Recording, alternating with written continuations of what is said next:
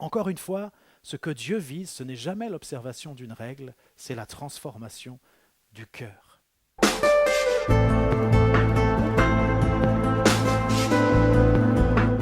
Ce matin,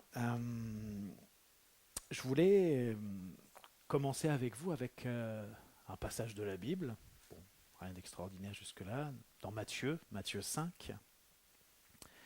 Et Matthieu 5, eh bien, c'est le sermon sur la montagne. Donc là, sermon sur la montagne, c'est bien, si c'est sur la montagne. Et puis en plus, c'est un sermon de Jésus. Donc ça doit être top. Et ce sermon, ce message, il commence avec les béatitudes, vous savez, heureux, ceux qui seront persécutés. Voilà, Jésus parle de ça. Et puis il parle de différents sujets. Et puis à un moment, à partir du verset 21, alors je ne vais pas tout vous lire, mais je vais vous lire quand même quelques extraits. Par exemple, Matthieu 5, versets 21 et 22. Jésus dit, vous avez entendu qu'il a été dit aux anciens, tu ne tueras point. Celui qui tuera mérite d'être puni par les juges, mais moi je vous dis que quiconque se met en colère contre son frère mérite d'être puni par les juges, que celui qui dira à son frère Raka, ça je crois que ça veut dire imbécile, mérite d'être puni par le Sanhédrin, et que celui qui lui dira insensé mérite d'être puni par le feu de la géhenne. Waouh! Peut-être un deuxième extrait, verset 27. Vous avez appris qu'il a été dit, tu ne commettras point d'adultère, mais moi je vous dis que quiconque regarde une femme pour la convoiter a déjà commis un adultère avec elle dans son cœur. Et puis il y a cette succession de vous avez entendu, mais moi je vous dis. Vous avez appris, mais moi je vous dis. Et puis voilà, tout le reste du chapitre, eh bien, il s'agit de ça. Et on peut lire par exemple au verset 43, vous avez appris qu'il a été dit, tu aimeras ton prochain et tu haïras ton ennemi. Mais moi je vous dis, aimez vos ennemis, bénissez ceux qui vous maudissent, faites du bien à ceux qui vous haïssent, et priez pour ceux qui vous maltraitent et qui vous persécutent. Alors j'ai envie de vous dire, quand on lit, ne serait-ce que cette partie du sermon sur la montagne, on a de quoi faire. On a de quoi faire parce que rien que les premiers versets que je vous ai lus, on se dit, waouh, la barre est haute. Bon. Mais ce matin, je ne voudrais pas vous parler de cette barre qui est haute, je voudrais plutôt m'attacher à ce que dit Jésus, à la manière dont il présente les choses, à la manière dont il s'exprime lorsqu'il dit « Vous avez entendu qu'il a été dit » aux anciens, ce n'est pas toujours précisé, mais vous avez entendu qu'il a été dit, mais moi je vous dis. Ou alors une autre traduction, parce qu'il y a aussi cette notion-là dans le terme, vous avez appris qu'il a été dit, mais moi je vous dis. Et on pourrait même dire aussi, ce n'est pas traduit comme ça, mais il y a cette notion aussi dans le mot, vous avez intégré qu'il a été dit, ça fait partie de vous, vous avez intégré qu'il a été dit, mais moi je vous dis. Il ne fait pas semblant Jésus quand il parle, non seulement sur le contenu, mais sur la forme aussi, parce qu'est-ce qu'on réalise ce qui est en train de se passer, c'est que Jésus est en train de dire, voilà, jusqu'ici, on vous a dit ça, vous avez appris ça, on vous a enseigné ça, vous avez intégré ça, mais moi je vous dis autre chose. Est-ce qu'on réalise ce qui est en train de se passer? Parce que bien sûr, on pourrait se dire, bah oui, c'est ce que les religieux disaient. Et c'est vrai, c'est ce que les religieux disaient, c'est un peu la manière dont ils avaient interprété les choses et la manière dont ils faisaient aussi peser ce poids de la loi sur le peuple. Mais pour être honnête, cette loi, c'est Dieu qui l'a donnée. Lorsqu'il est parlé, voilà, de tu tueras point, tu ne commettras point d'adultère, ça nous renvoie aux 10 commandements. Donc c'est Dieu qui a donné cette loi. Est-ce qu'on réalise que Jésus est en train de dire, voilà, on vous a dit ça, mais moi je vous dis autre chose? Je pense que c'est extrêmement déroutant et c'est extrêmement choquant ce que Jésus est en train de faire. Il est en train de dire à tous ceux qui l'écoutent, on pourrait le comprendre comme ça, voilà, Dieu vous a dit ça, mais moi Jésus, je vous dis autre chose. Ça peut sembler extrêmement déroutant et extrêmement choquant. Et je pense que, oui, les gens qui écoutaient Jésus ont dû être particulièrement attentifs à ce que Jésus a dit, parce que, voilà, c'était tellement déroutant, c'était tellement choquant la manière dont Jésus a présenté les choses. Alors bien sûr, ce que Jésus a dit, eh bien, n'était pas vraiment une remise en question de la loi. C'est comme il le dit, il l'a dit juste avant, au verset 17, Matthieu 5, verset 17. Jésus dit, ne croyez pas que je sois venu pour abolir la loi ou les prophètes. Je suis venu non pour abolir, mais pour accomplir. Ça veut dire que ce que Jésus est en train de faire, c'est pas vraiment de dire, enfin, il n'est pas en train de dire, voilà, ce qu'on vous a dit avant, c'est faux. Ce que Dieu a dit, c'est faux. Moi, Jésus, je viens vous dire autre chose. Non, non. Il va plus loin. Il met des crans, des étapes supplémentaires. Mais je crois qu'il est aussi en train de dire la manière dont les religieux utilisent la loi pour faire peser aussi un poids sur vous, c'est comme un joug, c'est comme quelque chose qui apporte la mort. Et puis pour être honnête, eh bien, la Bible nous enseigne que la loi, eh bien, c'est ce qui nous fait savoir que nous sommes pécheurs, que nous sommes coupables. Et donc c'est un instrument qui nous met directement en contact avec la mort. Bon, mais je ne développe pas cet aspect-là. Mais voilà, Jésus est en train de dire, voilà, on vous a dit ça, vous avez appris ça, vous avez intégré ça, mais moi, maintenant, je veux vous dire autre chose. Je veux vous dire quelque chose de plus, je veux vous dire quelque chose qui est différent, quelque chose qui va plus loin. Dans cette logique, non pas d'abolir, mais dans cette logique d'accomplir. Alors, ce que dit Jésus, c'est un vrai choc. Et ce que j'aimerais qu'on puisse réaliser, c'est que Jésus, Dieu, ne vise pas simplement à ce qu'on observe des règles, même si les règles ont leur importance, même si bien sûr les commandements ont leur importance, mais le but de Dieu, ce n'est jamais que nous respections des règles. Le but de Dieu, c'est de toucher notre cœur, et c'est que notre cœur soit transformé. Et voyez, quand les règles, de bonnes règles, bien sûr que les 10 commandements sont de bonnes règles, mais lorsque les règles deviennent simplement des règles, qu'il n'y a plus que la mort dans ces règles et qu'il n'y a plus de vie qui passe au travers de ces règles, eh bien l'objectif de la transformation du cœur n'est pas atteint. Et je le redis, la Bible est claire sur le fait que le but de la loi, c'était de nous enseigner qu'on est pécheur, qu'on est coupable, justement pour nous ouvrir à la grâce. Et c'est ce que Jésus est en train de faire. En mettant la barre tellement haut, en allant tellement plus loin que ce que disent les commandements, que ces hommes et ces femmes certainement essaient de respecter, eh bien, Jésus ouvre un espace pour dire, mais voilà, de toute façon, vous avez besoin d'un sauveur, vous avez besoin d'une transformation du cœur, vous avez besoin d'une transformation de vie pour pouvoir vivre ce que je vous enseigne aujourd'hui. On pourrait dire, Jésus est en train d'ouvrir un espace qui était fermé, c'est comme si c'était la loi, c'était la mort, mais en expliquant, en accomplissant, eh bien Jésus ouvre un espace. Encore une fois, ce que Dieu vise, ce n'est jamais l'observation d'une règle, c'est la transformation du cœur. Et alors les Juifs avaient fait de la loi un ensemble qui était figé, un ensemble de règles, figées, qu'il fallait respecter, mais il n'y avait pas de vie. Et ce qui se passait, vous voyez, c'est qu'on s'intéressait plutôt à la forme, on s'intéressait plutôt aux apparences.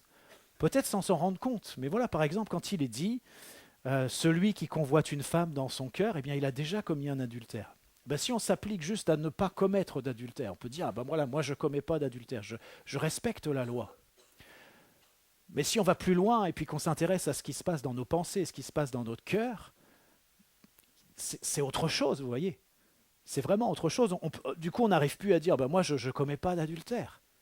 Et vous prenez n'importe quel sujet qui est évoqué dans ce passage, on peut avoir le même type de raisonnement.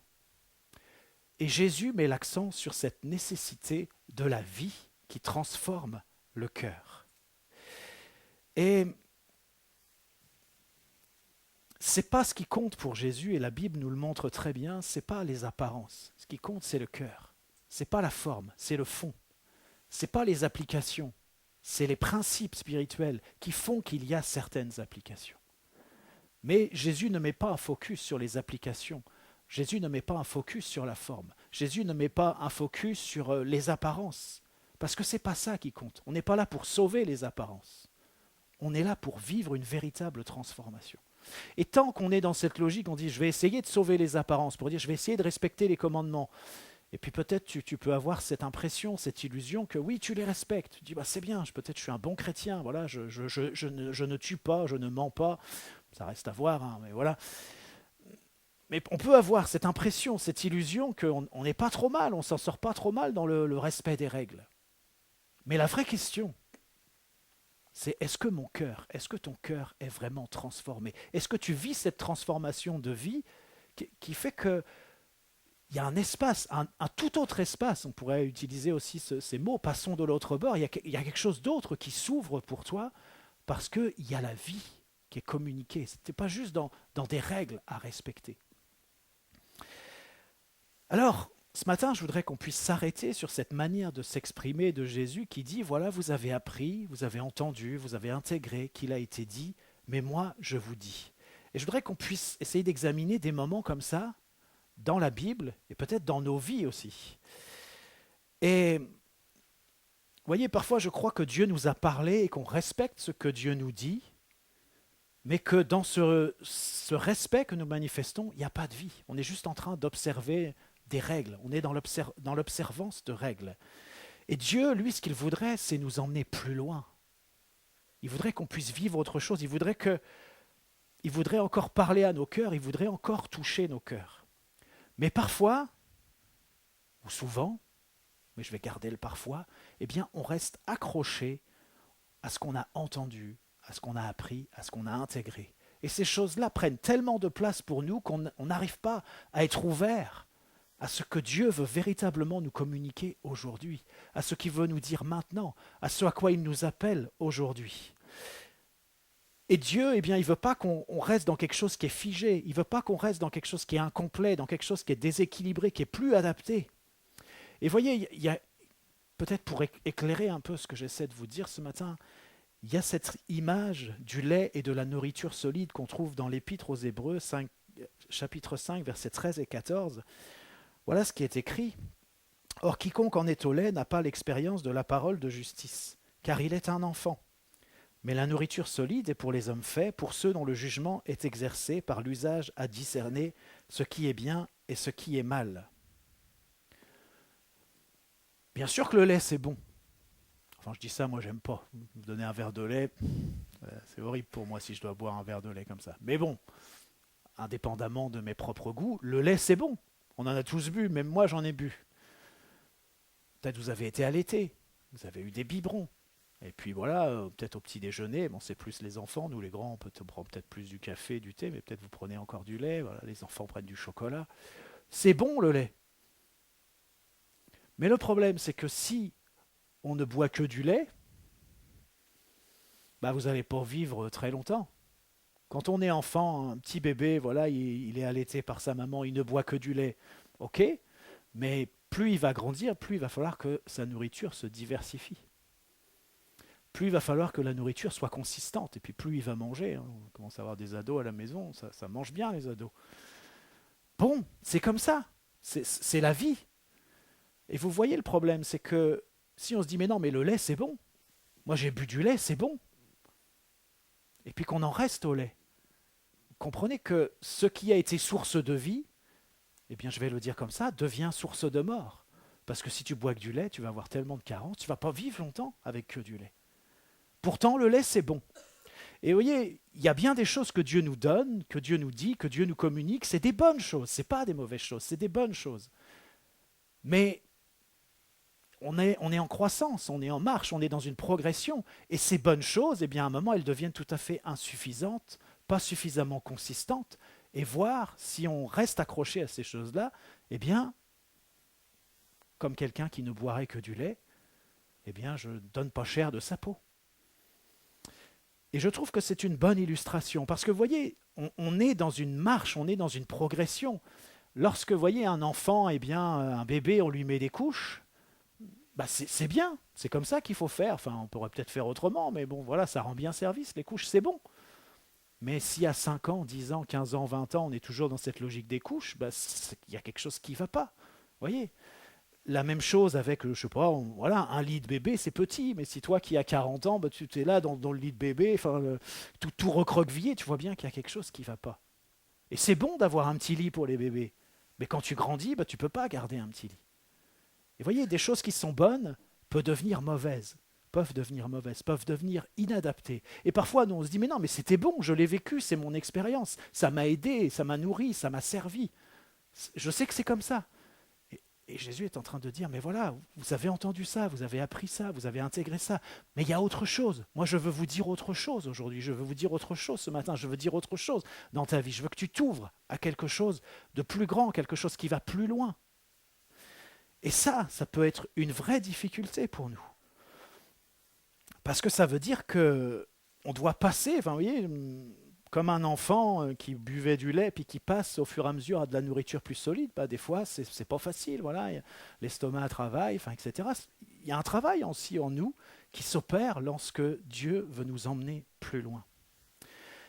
Et je crois que lorsqu'on reste accroché de manière inconsidérée à ce que Dieu nous a dit dans le passé, à ce qu'on a vécu dans le passé, qui étaient des bonnes choses, eh bien, on risque de passer à côté de ce que Dieu veut nous faire vivre aujourd'hui. Et peut-être, je ne me suis pas calé avec la technique, mais j'espère que ça va le faire, mais il y a une image que je voulais vous proposer aussi, si c'est possible de l'afficher. Et c'est une image qui illustre les 4 saisons. Et parce que je pense que ça nous aide aussi à comprendre qu'est-ce qui peut se passer parfois. Parce que cette logique des saisons, eh bien, elle permet que c'est pas toujours pareil. Il y a un cycle, ça change. Alors, vous voyez, on a une illustration des 4 saisons. Peut-être que quelqu'un va dire, mais oui, mais moi je sais, il y a de la neige, il fait froid, c'est tout blanc. Puis quelqu'un va dire, mais qu'est-ce que tu racontes? Non, il y a des feuilles mortes, il y a de l'herbe. Et puis non, l'arbre, il n'est pas blanc. Enfin, vous voyez, pourtant on parle du même endroit, du même arbre, du même sol. Mais c'est pourtant différent. Et peut-être quelqu'un d'autre va dire, mais non, mais vous vous trompez tous les deux. Non, c'est un arbre, il est tellement touffu, on peut se mettre à l'ombre de cet arbre. Il y a plein de fleurs, c'est magnifique. Et voyez, la nature elle-même nous enseigne qu'il y a des processus, il y a des changements, il y a des cycles, et que tout n'est pas toujours pareil. Et si tu veux rester accroché à l'hiver, par exemple, tu vas vivre l'hiver, mais il y a tellement d'autres choses à vivre. Ou peut-être tu veux rester accroché à l'été. Ah, l'été, il y a du soleil, il fait bon, il fait chaud. Mais non, mais il y a d'autres choses à vivre. Il y a un cycle qui doit s'opérer. Tout n'est pas toujours pareil. Et c'est une notion qui revient souvent dans la Bible. Vous savez, quand Jésus, par exemple, parle du figuier, il dit est-ce que c'est la saison? C'est pas la saison. Jérusalem aussi, lorsque Jésus dit mais Jérusalem, tu n'as pas connu le moment où tu as été visité, tu n'as pas connu le temps où tu as été visité. Puis l'Ecclésiaste qui nous dit voilà, il y a un temps pour pleurer, il y a un temps pour rire, c'est pas les mêmes temps. Un temps pour planter, un temps pour détruire, un temps pour arracher, un temps pour bâtir, c'est pas les mêmes temps. Et du coup, dans ces temps qui sont différents, on ne peut pas vivre les mêmes choses. J'aime bien ce verset, je vous le lis, Jérémie 8, verset 7, il est dit « Même la cigogne connaît dans les cieux sa saison. La tourterelle, l'hirondelle et la grue observent le temps de leur arrivée, mais mon peuple ne connaît pas la loi de l'Éternel. » Vous voyez, c'est une vraie question. C'est une vraie question de savoir est-ce qu'on reconnaît les temps, est-ce qu'on reconnaît les saisons dans lesquelles nous sommes, et est-ce qu'on reconnaît ce que Dieu dit qui correspond à une saison qui est spécifique. Et quand un autre temps va venir, une autre saison, eh bien Dieu va aussi parler et agir d'une manière différente. Ça ne veut pas dire qu'il va se contredire. Non, on est toujours dans ces mêmes principes, dans cette même loi, cette même conduite du Saint-Esprit. Mais une conduite qui s'adapte à chaque moment, à chaque temps, à chaque saison. Et vous savez, parfois j'ai le sentiment qu'on est à contre-temps. Et on pourrait se dire, bon, c'est pas très grave d'être à contre-temps, voilà, tout le monde tape comme ça, puis toi tu tapes entre les temps, on pourrait se dire, c'est pas très grave, mais à contre-temps, ça veut dire aussi qu'on est contre le temps. On peut finalement avoir un positionnement qui est contre ce qui est en train de se passer, parce qu'on ne comprend pas, et qu'on est resté dans un autre temps. Alors je voudrais vous proposer 3 passages, il y en a d'autres, il a fallu faire une sélection, mais 3 passages qui nous parlent justement de moments comme ça, où on pourrait dire... Vous avez appris, on vous a dit, vous avez entendu cela, mais moi je vous dis autre chose. Alors le premier passage que je voudrais vous proposer, et puis il est aussi en lien d'une certaine manière avec la Pentecôte, avec l'action du Saint-Esprit, ce premier passage il se trouve dans Acte 10, versets 9 à 17. Alors on va le lire, Acte 10, versets 9 à 17. Le lendemain, comme ils étaient en route et qu'ils approchaient de la ville, Pierre monta sur le toit. Donc c'est des personnes qui viennent voir Pierre, qui sont en route. Et lui, Pierre, donc il est dans une maison, il monte sur le toit. vers la 6e heure pour prier. Il eut faim et il voulut manger. Pendant qu'on lui préparait à manger, il tomba en extase. Il vit le ciel ouvert et un objet semblable à une grande nappe attachée par les 4 coins qui descendait et s'abaissait vers la terre, et où se trouvaient tous les quadrupèdes et les reptiles de la terre et les oiseaux du ciel. Et une voix lui dit : « Lève-toi, Pierre, tue et mange. » Mais Pierre dit : « Non, Seigneur, car je n'ai jamais rien mangé de souillé ni d'impur. » Et pour la seconde fois, la voix se fit encore entendre à lui : « Ce que Dieu a déclaré pur, ne le regarde pas comme souillé. » Cela arriva jusqu'à 3 fois. Et aussitôt après, l'objet fut retiré dans le ciel. Tandis que Pierre ne savait en lui-même que penser du sens de la vision, et Pierre réfléchissait au sens de la vision qu'il avait eue, voici les hommes envoyés par Corneille, s'étant informés de la maison de Simon, donc la maison de Pierre, se présentèrent à la porte. Bon, c'est un passage qui est assez connu, mais dans ce passage, eh bien, effectivement, Pierre a une vision d'animaux impurs, pour le dire rapidement. Et dans la vision, eh bien, Dieu lui dit « Lève-toi, tue et mange ». C'est-à-dire Dieu lui dit de tuer et de manger des animaux qui sont impurs. Et bien sûr, ça, c'est extrêmement choquant. Et effectivement, Pierre dit « Voilà, mais j'ai jamais fait ça. Toute ma vie, j'ai fait attention de respecter la loi, les règles. » Je paraphrase un peu. Et je ne peux pas manger quelque chose comme ça qui est impur, qui est souillé. Et puis cette vision, eh bien, ça se reproduit 3 fois. Et puis, ce message que Dieu lui adresse, eh bien, Dieu lui dit « Ce que Dieu a déclaré pur, ne le regarde pas comme souillé. » Bon, Pierre, il n'a pas fait il s'interrogeait sur le sens de la vision. Il n'a pas fait une application tout de suite, il ne s'est pas mis à tuer des reptiles et des oiseaux puis à les manger.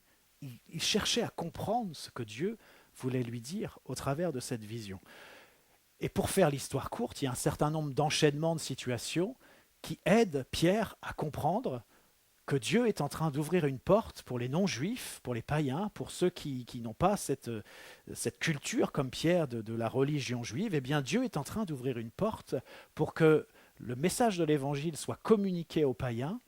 Alors, païens, n'y voyez pas, c'est pas un gros mot, hein, voilà, c'est juste des personnes qui ne sont pas juives. Et que ce message, eh bien, ils le reçoivent. Et puis surtout, ce qui est en train de se passer, c'est que Dieu est en train d'ouvrir quelque chose pour que le Saint-Esprit soit donné aux non-juifs.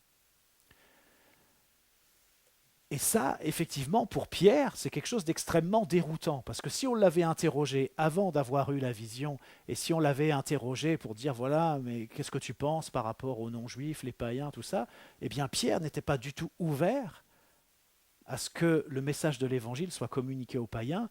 Et il aurait encore moins pensé que le Saint-Esprit pouvait venir sur des païens, sur des non-juifs. Mais parce qu'il y a eu cette vision, et parce qu'il y a eu cet enchaînement de circonstances que Pierre a bien vu que tout était conduit par Dieu et que tout s'imbriquait, tout s'assemblait, eh bien, ce que Pierre avait appris, ce qu'il avait entendu, ce qu'il tenait pour certain, ce qu'il avait intégré, qui faisait partie de son éducation, eh bien, il a été prêt à le remettre en question pour entrer dans ce que Dieu lui montrait. C'est extraordinaire. Vous imaginez, si jamais Pierre n'avait pas compris le sens de la vision, s'il n'y avait pas eu cette vision-là, eh ben, bon, Dieu aurait fait autrement, vous allez me dire, et certainement vous auriez raison, mais voilà, il n'y aurait pas eu cette ouverture pour les non-juifs comme ça, il n'y aurait pas eu le Saint-Esprit qui descend sur ceux qui sont païens. Et je veux dire, voilà, avant d'être chrétien, on était païens, nous. Hein. Bon, on n'est pas juifs, ou peut-être certains d'entre vous le sont, je ne sais pas. Mais vous voyez, c'est un moment déterminant. On pourrait dire c'est la Pentecôte pour les païens. Il y a eu quelques jours avant la Pentecôte pour les juifs, mais on sait aussi que toutes les nations alentour étaient présentes à ce moment-là. Mais là, c'est la Pentecôte pour les païens. Et puis, ça va être une grosse histoire hein, dans l'Église. Hein. Voilà, ça va mettre un petit peu de temps, mais finalement, voilà, les choses se calent. Et puis, il y a cette ouverture pour les Juifs et cette ouverture pour les non-Juifs. Mais voilà, c'était un moment dans la vie de Pierre où on pourrait dire, vous avez entendu que, mais moi je vous dis que. Vous voyez ? Et ça, c'est des moments qui sont tellement importants. Et j'aimerais attirer votre attention sur le fait que lorsqu'il y a une action du Saint-Esprit, eh bien, nous vivons des moments comme ça. Parce que bien souvent, il y a des choses en nous qui bloquent l'action du Saint-Esprit. Des choses qu'on a intégrées comme ça, qui ont pu être bonnes pour un temps, mais qui sont d'une certaine manière plus adapté. Alors le Saint-Esprit nous interpelle pour dire, mais voilà, il y a ces blocages-là, il y a ces points-là, ces incompréhensions-là, ces inadaptations-là, et le Saint-Esprit nous interpelle parce que justement, il veut nous visiter. Et il faut qu'on s'attende, alors que on s'attend à ce que l'Esprit de Dieu nous visite, eh bien, il faut qu'on s'attende aussi à ce qu'on soit remis en question dans des choses que nous pouvons penser, des choses que nous avons appris, des choses que nous avons entendues, mais qui, aujourd'hui, peuvent être devenues des freins, des blocages, des obstacles, ou en tout cas être inadaptés à la situation. Et je crois que, oui, on est dans ce temps de Pentecôte, et je me suis réjoui de sentir la présence de Dieu ce matin d'une manière particulière, mais je crois que Dieu veut visiter son peuple. Mais cette visite par l'Esprit de Dieu eh bien, implique qu'on puisse aussi corriger certaines manières que nous avons de penser, de vivre, certains apprentissages qui ont pu avoir leur raison d'être et être pertinents pour un temps, mais qui ne sont plus adaptés à la situation. Je voudrais prendre un deuxième exemple qui se trouve dans Genèse 22, versets 1 à 12. Je ne vais pas vous le lire, je vais plutôt vous raconter l'histoire, mais on la connaît, je pense que la plupart d'entre nous, on la connaît. Vous savez que Abraham, il a un fils qui s'appelle Isaac. C'est le fils de la promesse.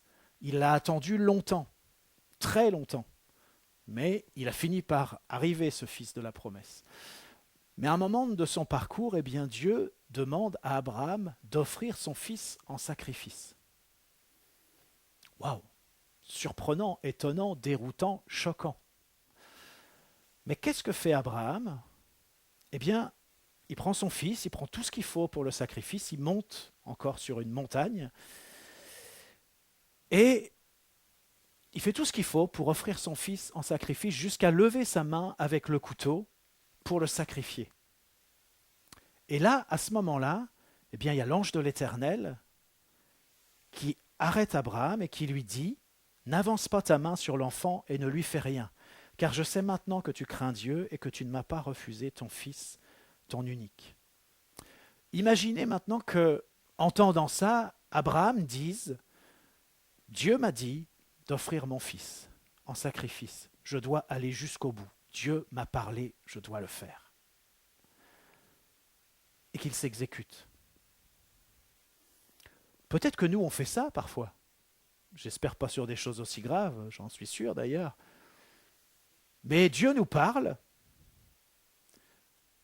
et puis on reste sur ce que Dieu nous a dit sans réaliser que Dieu a autre chose à nous dire, qu'il y a une suite à ce qu'il nous a dit, que ce qu'il nous a dit, c'est pas la fin de l'histoire, mais qu'il y a une suite et que Dieu veut dire autre chose.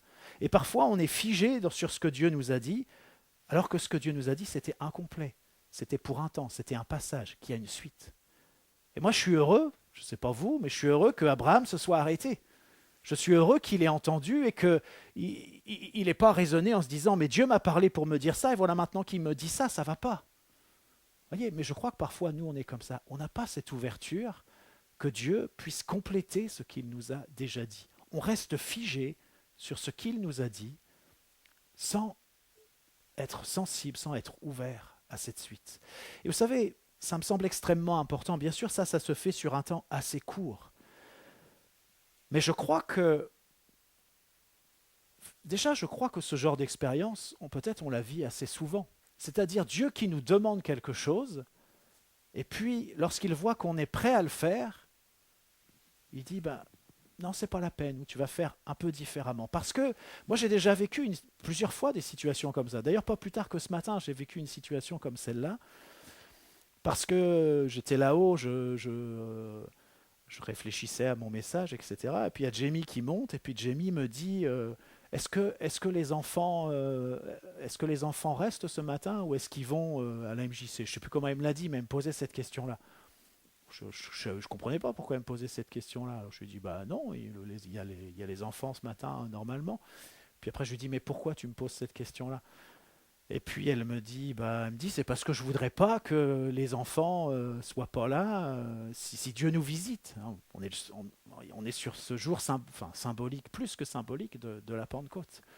Et puis pendant toute la louange, ça me turlupinait cette affaire. Je me disais il faut peut-être que les enfants restent là. Je commençais à réfléchir, vous savez, dans ces cas-là, on pèse le pour et le contre, on se dit qu'est-ce qui est bien, qu'est-ce que Dieu veut, qu'est-ce qu'il a dit exactement, enfin bref. Et puis à un moment, je suis arrivé dans la louange, je me suis dit, ok, on va garder les enfants. Mais enfin, vous n'êtes pas forcément à ma place, pas forcément prédicateur, mais c'est pas facile de prendre cette décision-là. D'ailleurs, vous remarquez que les enfants sont pas là. Parce que finalement, une fois que j'ai eu décidé ça et que Dieu a vu que j'étais prêt à prendre cette décision-là, eh bien, il a commencé à me montrer que c'était pas la peine. Et je crois que parfois c'est comme ça dans nos vies. Moi, j'ai vécu d'autres situations. Je me souviens d'une fois, j'étais dans une situation assez embarrassante où il fallait, Dieu m'avait mis à cœur, de manière publique, de prendre position sur quelque chose qui n'allait pas. Et au moment où j'ouvre la bouche, donc je le fais, c'était compliqué, mais je le fais. Et là, il y a quelqu'un qui parle plus fort que moi, qui prend la parole, et finalement, après, j'ai pas d'espace pour parler. Et je suis très ennuyé, et je me dis, mais j'ai pas fait ce que Dieu m'a demandé. Et là, Dieu me dit, je voulais juste voir si tu étais prêt à le faire.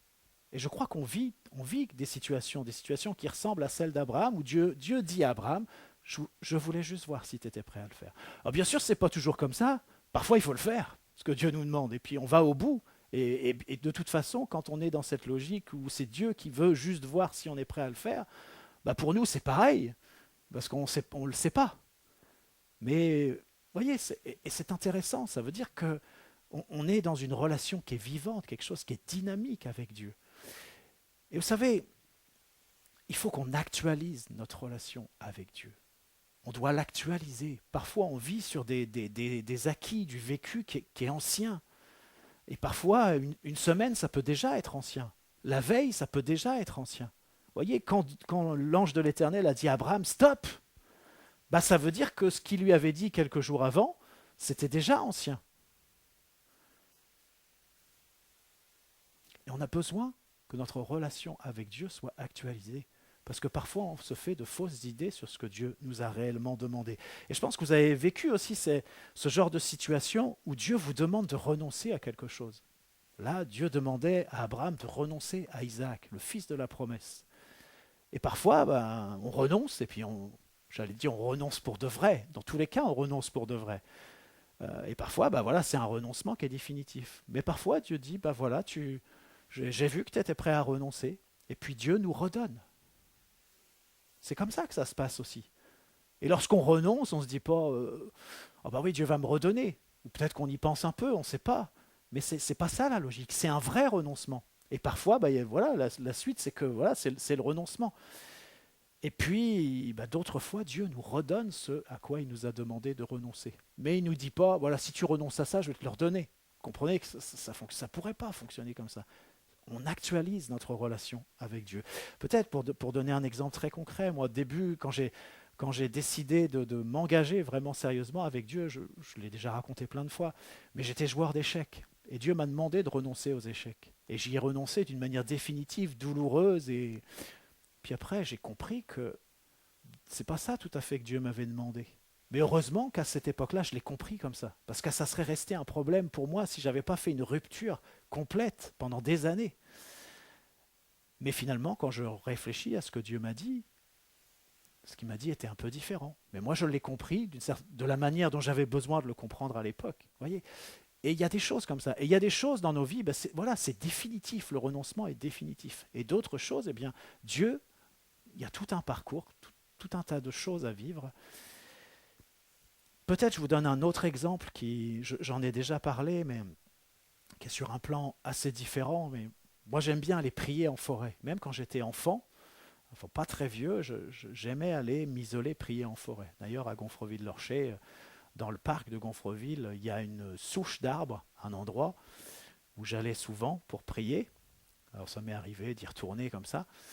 Pour faire une confidence, d'ailleurs, j'y allais même quand le parc était fermé. Ça veut dire que je faisais quelque chose d'hors la loi. Alors ma femme, elle sait que je suis un peu comme ça. Euh, Mais j'allais donc dans ce parc pour prier, parfois même quand le parc était fermé. C'était un peu un problème parce que parfois, enfin, il y avait des gros chiens qui parfois étaient en liberté dans le parc. Bon, enfin, ça c'est une autre affaire. Mais tout ça pour vous dire que j'aimais prier dans la forêt. Et puis, pendant des années, j'ai aimé comme ça et j'ai vécu des choses extraordinaires en sortant à la rencontre de Dieu dans la forêt, dans des endroits qui sont calmes, dans la campagne. Et j'ai vécu ça pendant des années et j'ai vécu des choses extraordinaires dans ma forêt, si je peux dire ça comme ça. Et puis à un moment dans ma vie, ça a un peu changé. C'était moins sympa ces temps d'intimité avec Dieu dans la forêt. Jusqu'à un jour, mais je vous explique ça, mais ça se déroule sur plusieurs mois, même peut-être plusieurs années. Et à un moment, Dieu m'a montré que cette forêt qui a été pour moi quelque chose de tellement important et tellement positif pour développer ma relation avec Dieu, eh bien que là où j'en étais arrivé, eh bien cette forêt devenait une sorte d'obstacle, c'est-à-dire une espèce de fuite. Et oui, c'est très paradoxal, je ne vais pas rentrer dans les détails pour ne pas être long, mais finalement, dans à l'étape du développement de ma relation avec Dieu, à cette étape-là, eh bien aller dans la forêt, c'était une manière de fuir finalement Dieu et de ne pas savoir finalement rester suffisamment dans la tranquillité posée quelque part. Alors j'ai mis du temps, mais j'ai fait évoluer ma manière de prier, ma manière de passer du temps avec Dieu. Puis j'ai envie de vous dire que je suis dans une autre étape, je retourne de plus en plus dans la forêt. Mais tout ça pour vous dire que les choses ne sont pas figées. Et heureusement que ma relation avec Dieu, ta relation avec Dieu, elle n'est pas aujourd'hui comme elle était au début de ta conversion. Pour ceux qui sont convertis depuis longtemps, heureusement que cette relation, elle n'est pas comme elle était une fois que tu avais 5 ans de conversion ou que tu avais 10 ans de conversion, parce que les choses évoluent.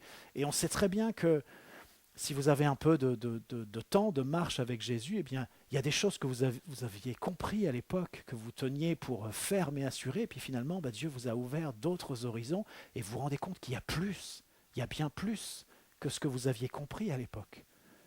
Et notre relation avec Dieu, eh bien, elle se construit. Heureusement qu'on ne lit plus la Bible aujourd'hui qu'on la lisait il y a 10 ans. On l'étudie d'une manière différente. La manière dont l'Esprit peut nous parler lorsqu'on lit la parole, eh bien, c'est différent de ce que tu vivais il y a 10 ans. Et tu ne pourrais pas revenir en arrière comme tu faisais il y a 10 ans. Ça n'aurait aucun sens. Parce qu'on est dans quelque chose qui doit être réactualisé. Et je voudrais quand même vous laisser cette question. C'est quand la dernière fois que tu as réactualisé ta relation avec Dieu? Parce que je vais utiliser une image informatique. Vous savez qu'il y a des mises à jour à faire régulièrement. Et parfois, on ne les fait pas, les mises à jour. Et quand on ne fait pas les mises à jour, en général, ça n'empêche pas l'ordinateur de fonctionner. Il continue à fonctionner. Mais il commence à y avoir des fonctionnalités qui ne fonctionnent pas. Ça devient inadapté pour ci, inadapté pour ça. Et nous, des fois, on est un peu comme ça. On n'a pas fait les mises à jour. Alors, on continue à fonctionner. Mais de plus en plus, eh bien, on devient inadapté. Et encore une fois, pensez à Abraham. Heureusement qu'il a eu cette ouverture, cette souplesse d'entendre quelque chose de différent de ce que Dieu lui avait dit dans un premier temps.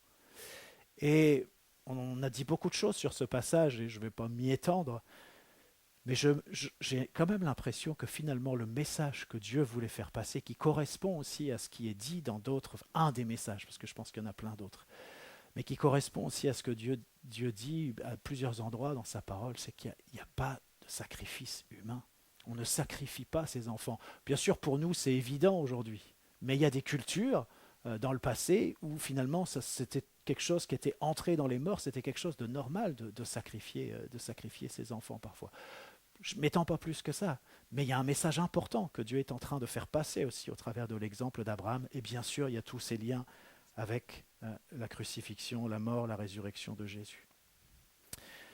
Et puis, j'attire encore votre attention, c'est un thème qui m'est cher, mais c'est que la vérité, c'est une personne. Jésus a dit « Je suis la vérité ». C'est une personne, la vérité. Avant tout, c'est une personne. Ça veut dire quoi? Ça veut dire que si tu n'as pas une relation avec cette personne, avec la personne de Jésus, si tu n'as pas une relation, tu n'as pas accès à la vérité. Tu peux penser plein de choses qui peuvent te sembler justes. Tu peux croire des choses qui peuvent te sembler justes. Mais c'est seulement dans cette relation avec Jésus que tu as accès à la vérité. Vous savez, nous, on a souvent cette idée, ce n'est pas forcément conscient, mais que la vérité, c'est des règles. C'est un aspect, je pense, de la vérité. Mais si tu respectes des règles sans avoir cette relation vivante avec Jésus, cette relation qui s'actualise régulièrement, tu n'as pas du tout accès à la vérité. Quand bien même tu serais un grand scientifique, un grand savant, un homme sage, je ne parle pas de la sagesse de Dieu, mais quelqu'un que la société reconnaît comme étant un savant, comme étant connaissant plein de choses dans plein de domaines, quelqu'un qu'on écoute. Mais si tu n'as pas de relation avec Jésus, tu n'as pas de relation avec la vérité. peux peut-être dire des choses qui sont justes, peut-être des choses qui... Peut-être même tu vas dire des choses qui peuvent aider d'autres personnes. Mais la vérité, elle n'est que dans cette relation avec la personne de Jésus. C'est tellement important qu'on actualise régulièrement notre relation avec Jésus. Vous savez, moi parfois, je ne sais pas, c'est peut-être votre cas aussi, mais parfois je souris, enfin si j'y pense, je souris à la manière dont je priais au début de ma conversion, ou je souris à la manière dont je lisais la Bible au début de mes premières années. Mais pas parce que c'était faux.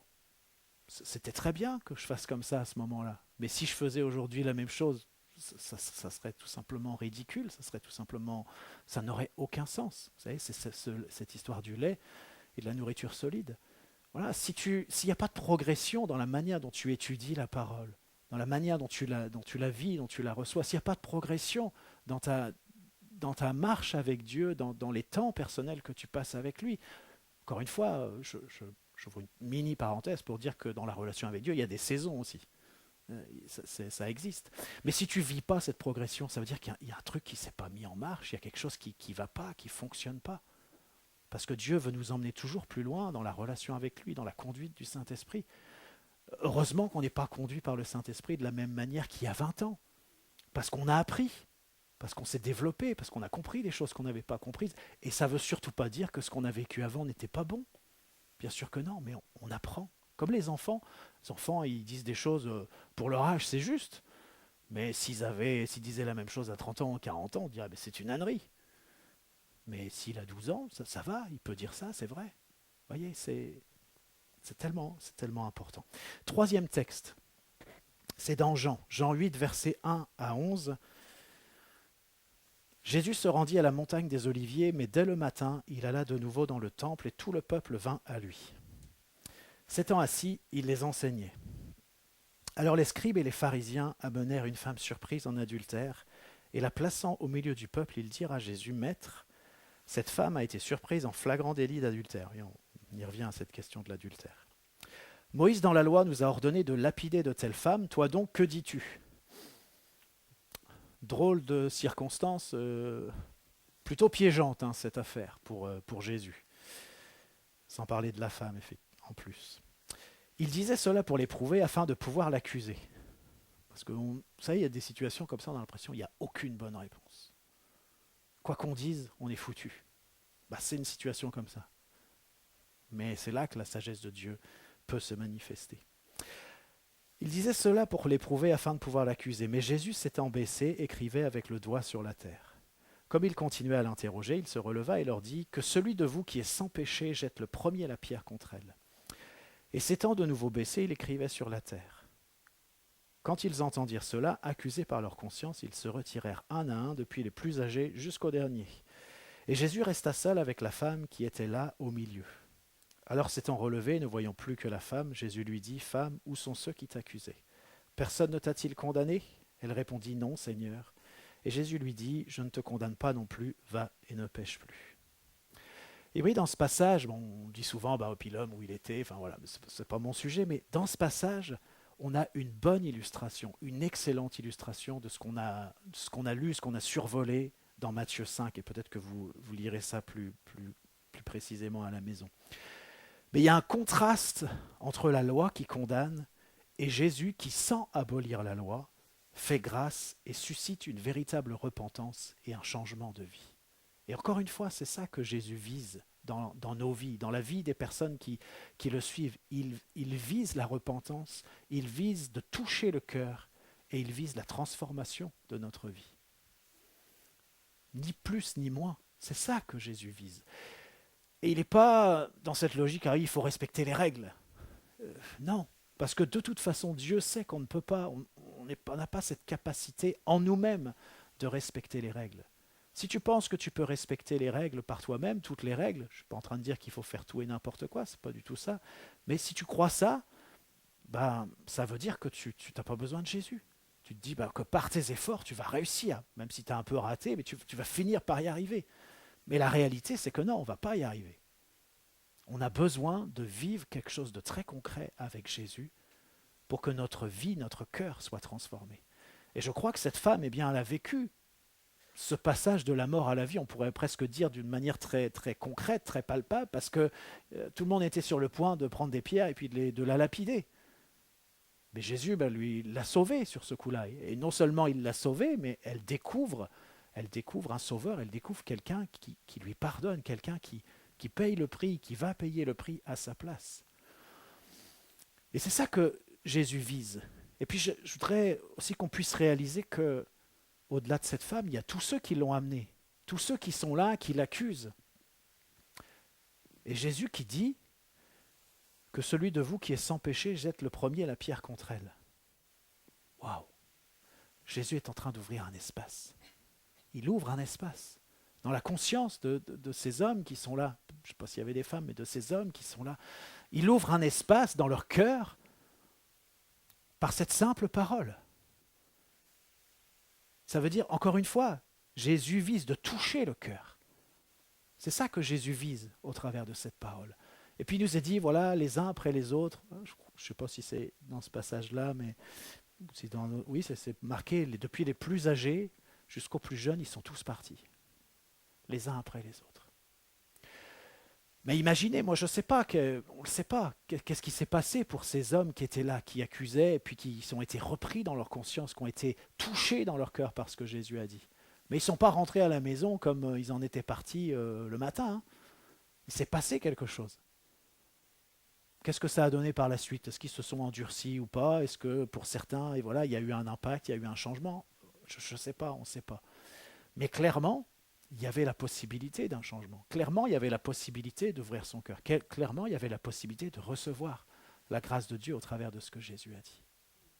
Et c'est ça que Jésus vise. Parce qu'il sait très bien que si on ne reçoit pas la grâce, on est foutu. Même si tu crois que tu peux t'en sortir tout seul, et en général, on ne croit pas ça. Mais des fois, on a un comportement qui donne à penser qu'on pense qu'on peut s'en sortir tout seul. Mais si tu comprends de manière profonde que ce n'est pas possible, ça va aussi te pousser, t'inspirer pour des temps nouveaux avec Dieu, pour chercher quelque chose de plus, pour pas être juste sur ce que tu as appris, mais pour apprendre aussi des nouvelles choses, pour aller plus loin. Voilà, ce que tu as vécu, c'était très bon. Moi, il y a des choses que j'ai vécues quand j'étais enfant, c'était excellent. Je pense par exemple, quand j'avais 12-13 ans, je crois, je suis allé régulièrement à l'église de Louveteaux. J'étais baptisé du Saint-Esprit à l'église de Louveteaux. Bon, puis après, il y a eu des circonstances qui font que ça a été compliqué. Je vous épargne tout ça. Mais c'était excellent. Et puis Dieu m'a fait la grâce de vivre un renouvellement, un renouveau de ce baptême du Saint-Esprit, parce que j'étais bloqué en moi-même. Mais voilà, ça c'était il y a plus de 30 ans. On a vécu d'autres choses depuis. Voilà, et c'est comme ça pour chacun d'entre nous. Et je crois que on a nous aussi besoin, et moi aussi j'en ai besoin, encore d'être touché en plein cœur. Et je crois que peut-être ce qu'on a entendu ce matin, ce qu'on a vécu, ce qu'on a ressenti aussi ce matin, eh bien, c'est des choses qui sont là pour nous toucher en plein cœur. Jésus qui nous dit, mais je veux toucher ton cœur, laisse-moi t'aimer, je veux transformer ta vie. C'est ça que Dieu est en train de faire. Et vous savez, cette semaine, j'étais avec Nathan à une pièce de théâtre dans mon lycée, c'était dans la salle de conférence. Bon, la pièce de théâtre était un peu spéciale, mais c'était sympa quand même. Mais il y avait un problème. La ventilation ne marchait pas. Alors, au début du spectacle, ça va, mais le problème c'est qu'il y a du monde dans la salle, elle était presque pleine. Et puis des gens qui bougent, etc. Et au bout d'une demi-heure, 3/4 d'heure, 1h, 1h15, 1h30, il faisait vraiment chaud dans cette salle. Mais quand le spectacle a été terminé, eh bien, les portes se sont ouvertes et puis il y a eu de l'air frais qui est arrivé. Waouh, ça fait du bien. Quand on a souffert comme ça de la chaleur. Et moi j'ai l'impression que dans nos vies, il y a besoin que ce courant d'air frais puisse pénétrer. C'est comme si la ventilation ne marchait pas bien ou ne marchait pas. Et puis ça chauffe, mais il y a besoin de ce courant d'air frais qui va pénétrer ta vie, qui va pénétrer ton être, qui va t'emmener aussi dans quelque chose qui va plus loin, Et vous savez, je crois que parfois on est comme ces hommes religieux qui confondent les principes spirituels que Dieu communique et les applications qu'ils en font. Et parfois, on est tellement attaché à certaines choses qui sont que des manières de faire. Et vous savez, ça c'est quelque chose qui peut nous perdre. La parole de Dieu, elle est extraordinaire. Parce que la parole de Dieu, elle s'adapte, elle est pertinente, elle est efficace dans tous les lieux et dans tous les temps. Quelle que soit la culture que vous prenez, future, voilà, passée ou présente, elle est pertinente. Elle a quelque chose à dire. Et c'est pour ça que sur bien des sujets, la parole de Dieu, elle ne rentre pas dans certains détails. Parce que c'est à nous, avec la conduite du Saint-Esprit, avec cette relation actualisée, de voir comment on peut vivre les choses dans notre temps, à nous, ou dans notre culture, à nous. Et bien sûr que les personnes qui vivaient il y a 2000 ans, par exemple, il y a plein de choses, et elles ne voyaient pas les choses de la même manière que nous. Mais la parole de Dieu était pertinente. Il y a des problèmes aujourd'hui dans notre société, ça n'existait pas il y a 2000 ans, pour ne pas remonter plus loin. Mais c'est pas grave, la parole de Dieu, elle est quand même pertinente aujourd'hui. Elle nous dit aussi pour aujourd'hui, mais il y a d'autres problématiques qui vont venir demain. La parole de Dieu sera toujours pertinente. Elle sera toujours là pour confronter les cultures, quelles qu'elles soient. C'était vrai il y a 2000 ans, et même avant pour l'Ancien Testament. Ça sera encore vrai dans 1000 ans si on est là. C'est juste incroyable. Je ne sais même pas quel mot trouver. Je crois que la seule chose qu'on peut dire, c'est la parole de Dieu. Elle est vivante. Elle est vivante. Elle est vivante. Dieu, il est vivant. Jésus, il est vivant. Le Saint-Esprit, c'est l'esprit de vie. Et nous aussi, nous sommes des vivants. Nous sommes une église, nous sommes un corps qui est vivant. C'est juste extraordinaire. Moi, c'est bluffant, la parole de Dieu, comment elle s'adapte à une tribu en Amazonie. La parole de Dieu est pertinente. Un pays d'Afrique, la parole de Dieu est pertinente. Pour la communauté scientifique, la parole de Dieu est pertinente. Pour développer une réflexion sur des aspects technologiques pointus, la parole de Dieu est pertinente. Elle a quelque chose à dire. Il y a 2000 ans, il n'y avait pas d'ordinateur. Mais la parole de Dieu a quelque chose à dire sur ces sujets-là. Waouh! La parole de Dieu est vivante. Mais ce que ça veut dire, c'est que cette parole, eh bien, on a besoin de la conduite et de l'assistance du Saint-Esprit pour la vivre dans notre quotidien, pour qu'on puisse savoir ce qu'on doit faire. Vous savez, quand vous regardez la vie de Jésus, eh bien, on réalise qu'il ne s'est pas adressé toujours de la même manière aux hommes religieux. Il a fait des choses très différentes en fonction de qui il avait affaire. Pourtant, on aurait pu dire, voilà, c'est la catégorie homme religieux, tac, tac, tac, tac, tac.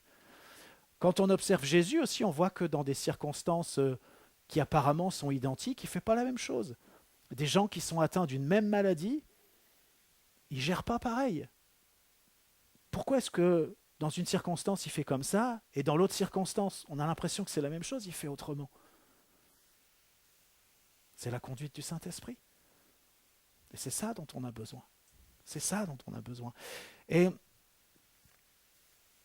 j'ai envie de vous lire aussi ce passage qui est dans Marc 10, versets 2 à 9, parce que je crois que ça nous dit quelque chose aussi d'intéressant pour nous aujourd'hui. Marc 10, versets 2 à 9.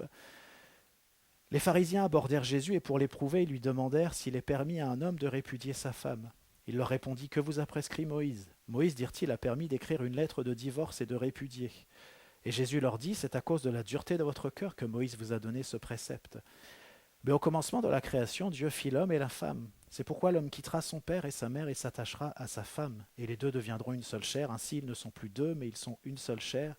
Que l'homme donc ne sépare pas ce que Dieu a joint. » Mon idée, c'est pas ni de parler du mariage, du divorce, mais je voudrais attirer votre attention sur quelque chose, c'est qu'il est dit dans ce passage que Moïse, lorsqu'il a dit, et je ne crois pas que Moïse ait dit ça de sa propre initiative, il a cherché le conseil de Dieu, il a communiqué ce que Dieu lui a dit, eh bien il est dit que voilà, Moïse a permis d'écrire une lettre de divorce, et Jésus dit, mais c'est à cause de la dureté de votre cœur que ça s'est passé comme ça. Mais normalement, voilà, il y a tout ce qui est dit après, l'homme quittera son père et sa mère, ils seront une seule chair, etc. Est-ce qu'on réalise ce que ça peut signifier? Ça veut dire que Dieu peut aussi s'adapter à l'état de notre cœur, à la dureté ou à la pas dureté de notre cœur. Vous savez, ça veut dire que, bon, vous savez, j'ai conscience que mon cœur, il est moins dur aujourd'hui qu'il n'était il y a 20 ans. Donc ça veut dire qu'il y a 20 ans, je n'étais pas du tout réceptif à certaines choses auxquelles je suis réceptif aujourd'hui. Bien Dieu s'adapte aussi à ça. Et je pourrais dire il y a 2 ans, enfin voilà, et c'est vrai pour chacun d'entre nous.